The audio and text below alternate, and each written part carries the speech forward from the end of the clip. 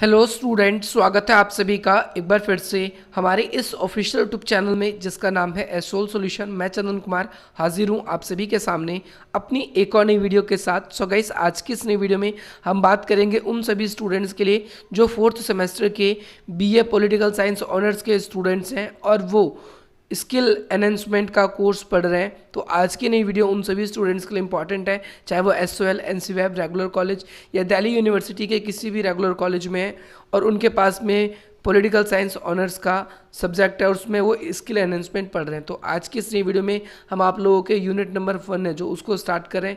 इस unit number 1 को अगर आप देखेंगे तो इसको कई पार्ट्स में डिवाइड किया गया है, यानी इसके अंदर आपको कई तरह की 3 तरह की चीज़ें पढ़ रही हैं। पहली बात आपको संसदीय पढ़नी है जो कि पूरे राष्ट्र के स्तर की है, दूसरी विधानसभाओं के बारे में जो कि राज्य के स्तर की है, और स्थानीय शासन जो कि स्थानीय स्तर की है। इन सभी स्तरों की जो विभिन्न हम अपने प्रतिनिधियों को चुनते हैं, जैसे हम सांसदों को चुनते हैं, हम विधायकों को चुनते हैं, और हम साथ ही साथ हमारे जो भी निगम पार्षद या फिर मुखिया को जो भी चुनते हैं तो उनकी सदस्यों की क्या योग्यता है, उनके क्या कार्य हैं या फिर उनके पास में क्या क्या पावर्स हैं, इन सब चीज़ों के बारे में आज की इस नई वीडियो में हम देखेंगे। ये यूनिट नंबर 1 है और ये वीडियो का इसका पार्ट 1 भी है, क्योंकि इसमें बहुत सारे टॉपिक्स हैं तो एक ही वीडियो में सब कुछ कंप्लीट करवाना असंभव है। इसीलिए हम एक एक करके सारे के सारे टॉपिक्स को पढ़ेंगे और बाकी नोट्स के थ्रू आप लोगों को बहुत अच्छी तरीके से इसको समझाने की आने वाले टाइम पे वीडियोस भी बनाएंगे। तो चलिए ज़्यादा देर ना करते हुए आज की अपनी इस वीडियो को हम स्टार्ट करते हैं। सबसे पहले आपकी बुक क्या कहती है, पहले हम बुक को पढ़ेंगे और उसके बाद आने वाले टाइम पे जो भी आप लोगों के लिए नोट्स होंगे उस नोट्स के थ्रू भी आप लोगों को अच्छी तरीके से समझाने का प्रयास किया जाएगा। यहाँ पर सबसे पहली चीज़ ये बताया गया है कि भारत एक लोकतांत्रिक देश है। लोकतांत्रिक देश है जिसमें समय समय पर चुनाव होता है। जहाँ पर भी लोकतंत्र होता है वहाँ पर समय समय पर चुनाव होता है।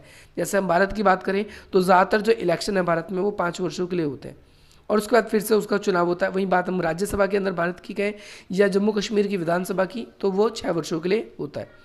तो भाई यहाँ पर हमने क्या देखा कि भाई भारत के अंदर समय समय पर जनता चुनाव के द्वारा अपने प्रतिनिधियों को चुनती है और जब भी ये प्रतिनिधि चुने जाते हैं चुनाव में तो चुनाव के बाद में फिर वो क्या करते हैं, संसद में, विधानसभाओं में या फिर स्थानीय स्तर पर जिस भी स्तर पर जनता ने अपने प्रतिनिधियों को चुना है वो जनता के लिए कार्य किए जाते हैं।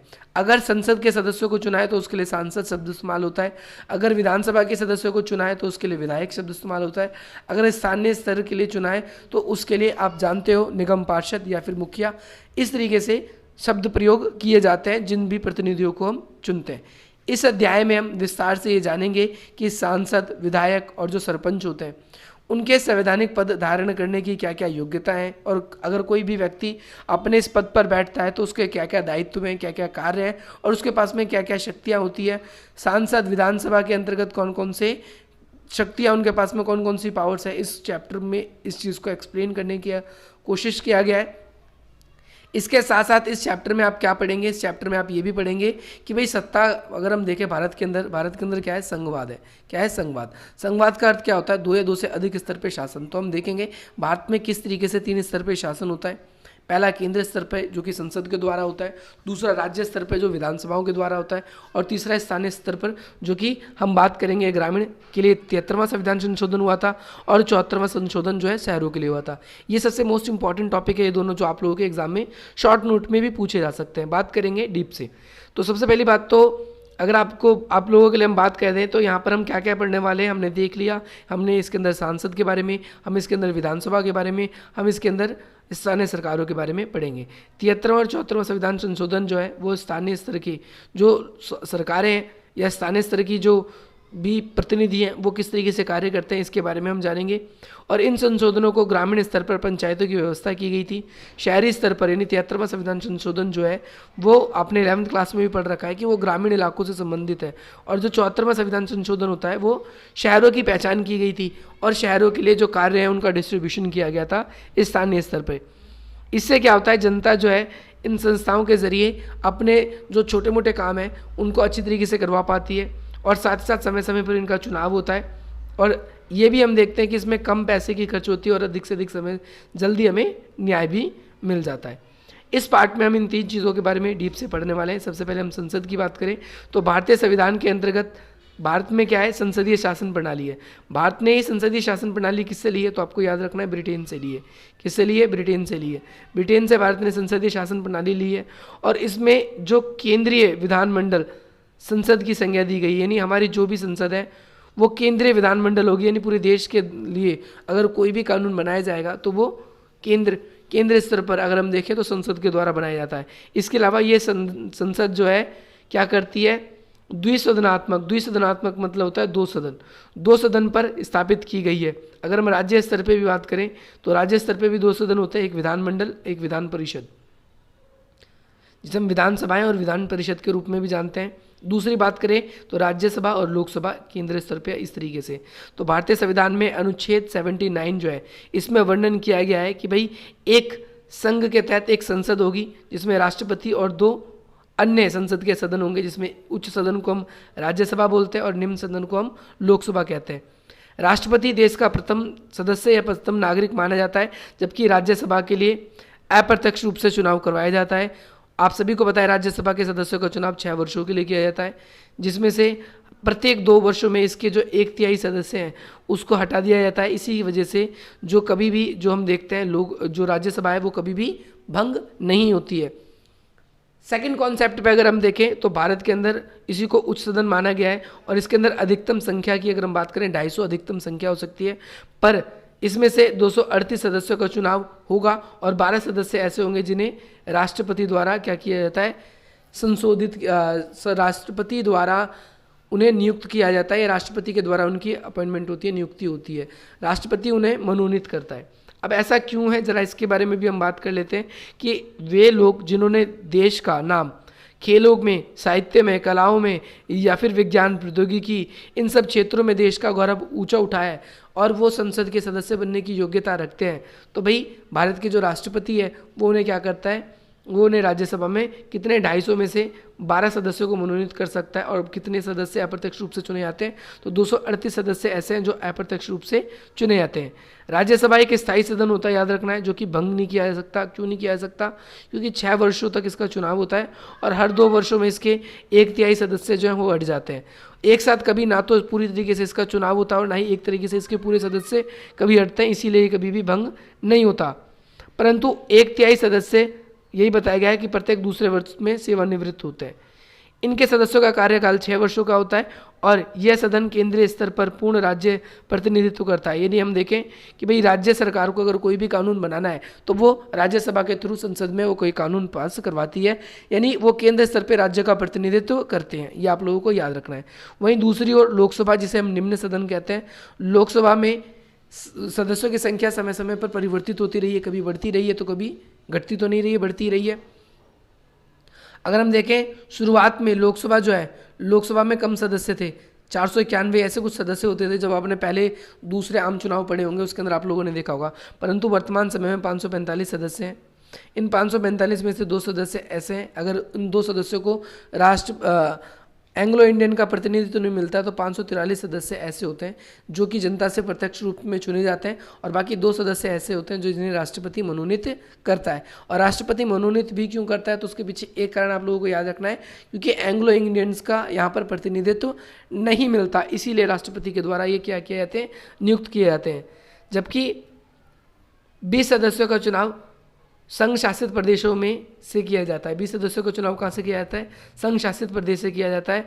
और अनुच्छेद 331 में ये वर्णन किया गया है कि लोकसभा में अगर एंग्लो इंडियन का प्रतिनिधित्व कम है तो एंग्लो इंडियन के स्थान पर 2 सदस्यों को राष्ट्रपति मनोनीत करेगा। ये बात आपको बता दी है। लोकसभा की कुल अधिकतम संख्या वर्तमान समय में ज़्यादा से ज़्यादा 552 हो सकती है, लेकिन इसकी सदस्य जो अभी प्रेजेंट टाइम में है वो 545 है। और कितनी हो सकती है ज़्यादा, तो 552 हो सकती है। इसका कार्यकाल की बात करें तो लोकसभा के सदस्य का कार्यकाल 5 वर्षों का होता है और लोकसभा के सदस्य का जो चुनाव है वो वयस्क मताधिकार के ऊपर किया जाता है। वयस्क मताधिकार का मतलब क्या है कि भाई जिन लोगों को सबसे ज़्यादा वोट्स मिलते हैं वो लोग अपनी सरकार या सत्ता बना लेते हैं। ये आप लोगों को ध्यान रखना है। ये सदन भारत का वास्तविक रूप से हम देखते हैं कि भाई लोगों का प्रतिनिधित्व करता है और ये क्या है, एक अस्थायी सदन है जिसका कार्यकाल 5 वर्षों तक होता है। अस्थायी मतलब ये है कि ये स्थायी नहीं होता, ये भंग भी हो जाता है। मैंने आपको बताया राज्यसभा कभी भंग नहीं होता, लेकिन लोकसभा भंग हो जाता है।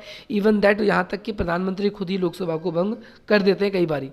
तो प्रधानमंत्री का पद जो है बगैर इस्तीफा के या फिर बगैर उसके लोगों के द्वारा समर्थन खींचे जाने के अलावा राष्ट्रपति भी उसे अगर हम देखें हटा भी दें तो अगर लोकसभा के सदस्यों को उसको समर्थन प्राप्त है तो कोई और प्रधानमंत्री नहीं बन सकता। अब बात करेंगे संसद के सदस्यों की योग्यताएं, क्या क्या योग्यता होनी चाहिए।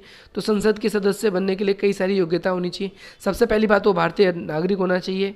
दूसरी बात यह है कि कोई भी राज्यसभा के लिए निर्वाचित होना चाहता है तो कम से कम 30 साल का होना चाहिए। अगर कोई लोकसभा के लिए निर्वाचित होना चाहता है तो उसके लिए 25 वर्ष होनी चाहिए। तीसरी चीज़ कि भाई तीसरी योग्यता यह है कि वो दिवालिया ना हो और मानसिक रूप से क्या ना हो, मानसिक रूप से दिवालिया ना हो और ना ही फौजदारी का उस पर संगीन कोई अपराध हो। इसके अलावा कि भाई व्यक्ति संसद द्वारा निर्धारित किए गए योग्यताओं के सभी मापदंड पर खड़ा उतरता है। अब बात करेंगे हम संसद की अयोग्यता। अयोग्यता का मतलब जिनकी वजह से संसद के सदस्य नहीं चुने जाते। जिस तरह संसद के लिए कुछ विशेष योग्यता का वर्णन है, ऐसे ही कुछ संसद की विशेष अयोग्यता का भी वर्णन है। यदि किसी व्यक्ति ने भारत सरकार और केंद्र राज्य सरकार के अधीन लाभ के पद पर रखा गया है तो वो संसद का सदस्य नहीं बन सकता। लेकिन इसमें ध्यान रखना है आपको, उपराष्ट्रपति, राज्यपाल, ये लोग ऐसे होते हैं जिन्हें लाभ के पद, अगर और राज्य के जो मंत्रीगण होते हैं वो भी किसी लाभ के पद नहीं माने जाते। आप लोगों को ध्यान रखना है। यदि कोई भी व्यक्ति भारतीय नागरिक नहीं है फिर भी उसे स्वेच्छा से दूसरी नागरिकता ले ली है तो वो संसद का सदस्य नहीं बन सकता। फॉर एग्जांपल कोई इंडियन मेंबर्स था, वो अब भाई विदेश में पढ़ रहा है, काम कर रहा है, पहले भारतीय नागरिक था परंतु अब विदेशी है तो उसे भी नागरिकता या भारत के अंदर हम संसद का सदस्य नहीं बना सकते। कोई भी व्यक्ति संघ द्वारा बनाए गए किसी कानून के द्वारा अयोग्य घोषित किया गया है तो वह संसद का सदस्य नहीं बन सकता। यानी संघ ने क्या कर दिया, संघ ने या फिर हम कह सकते हैं सर्वोच्च न्यायालय ने अयोग्य घोषित कर दिया तो वो व्यक्ति क्या नहीं कर सकता, वो संसद का सदस्य नहीं बन सकता। इसकी अयोग्यता को लेकर संसद में 1951 में जनप्रतिनिधि अधिनियम आया गया था। इसके तहत ये बातें कही गई थी कि कोई भी व्यक्ति संसद का सदस्य नहीं बन सकता जिसे किसी अपराध में 2 वर्ष से अधिक सजा हो। अगर आपको 2 वर्ष से ज़्यादा सजा हुई है तो आप संसद के सदस्य नहीं बन सकते। दूसरी चीज़, यदि व्यक्ति संसद का सदस्य नहीं बन सकता जिसे भ्रष्टाचार या फिर रिश्वतखोरी के लिए दोषी ठहराया गया हो। तीसरी चीज़ अगर हम बात करें, वह व्यक्ति संसद का सदस्य नहीं बन सकता जिसे छुआछूत, दहेज और सामाजिक अपराध को बढ़ावा दिया जाता है तो वो व्यक्ति भी क्या नहीं बन सकता, संसद का सदस्य नहीं बन सकता। आपको ये याद रखना है। तो ये था आप लोगों के लिए इंट्रो वीडियो। मुझे ऐसा लगता है आज की इस नई वीडियो से आपको वैल्यू मिली होगी जिसमें आपने लोकसभा राज्यसभा का इंट्रो पढ़ लिया। अब आने वाली जो हमारी वीडियो होगी उसके अंदर हम पढ़ेंगे जो संसद के जो भी कार्य हैं या जो भी संसद की सदस्य शक्तियाँ हैं इसके बारे में हम बात करेंगे। आई होप आज की इस नई वीडियो से आप लोगों को बहुत वैल्यू मिलेगी और इसी प्रकार की इंटरेस्टिंग वीडियोस पाने के लिए आप हमारी वीडियो को लाइक कर सकते हैं, अधिक से अधिक मित्रों तक शेयर कर सकते हैं और हमारे साथ कनेक्ट होना चाहते हो तो आप इस तरीके से हमसे कनेक्ट हो सकते हैं जिसके साथ ही आप लोगों का कोई भी डाउट होगा तो वो क्लियर कर दिया जाएगा। चलिएगा, इसे मिलता है आपसे अपनी अगली वीडियो में। जय हिंद, जय भारत।